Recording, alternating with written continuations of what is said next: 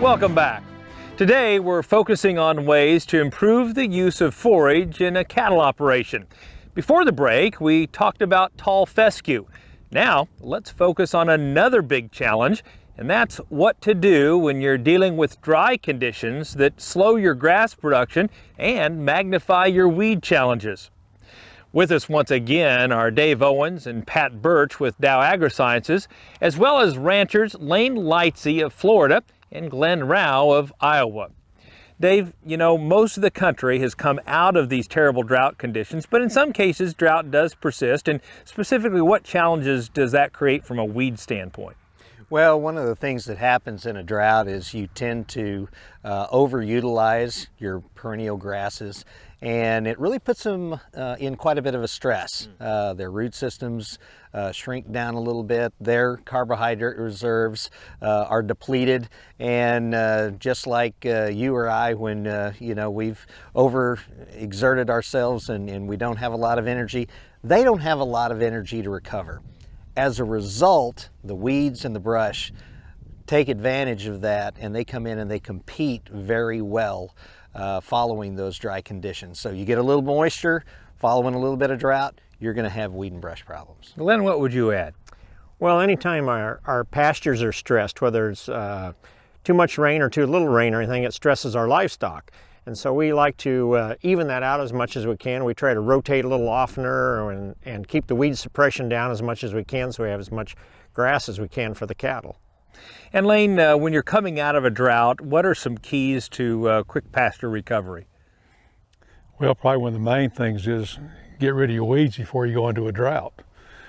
Weeds become very difficult to kill when they're dormant. So we do our weed spraying late winter, early spring. We've already sprayed. Here it is still in March, and we've just about finished up our weed application. We've been using Graze On Next and Pasture Guard, and it's done an excellent job. You can look at these pastures here, and there are no weeds, and you won't see any.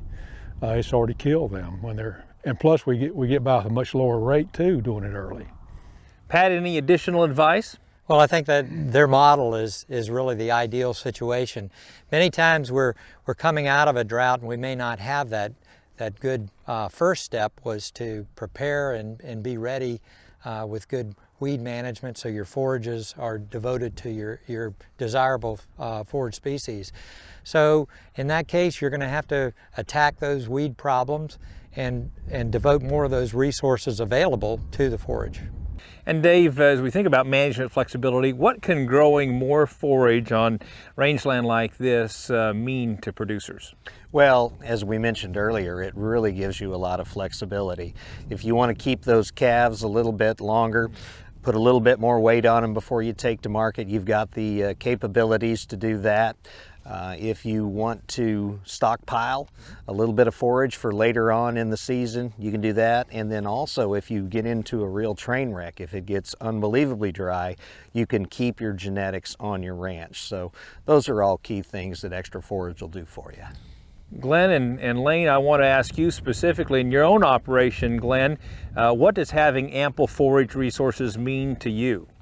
Well, it means it's easier to keep the cows in a good body score condition. It helps with your conception rates.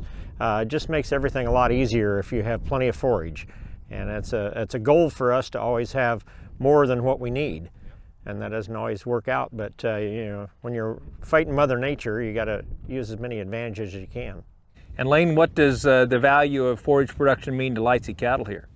Well, we want to maintain our forage at a level where we get our most good out of it. Where we're at right now, the forage area coming out of winter, and it's grazed about where we want it to. It's short, but it's going to start growing here when we get a few warm days. But the opposite is a problem too. If we let our grasses get up too rank, then we lose some food value too. So we have to maintain those grasses at the right level. We're getting the optimal good out of them.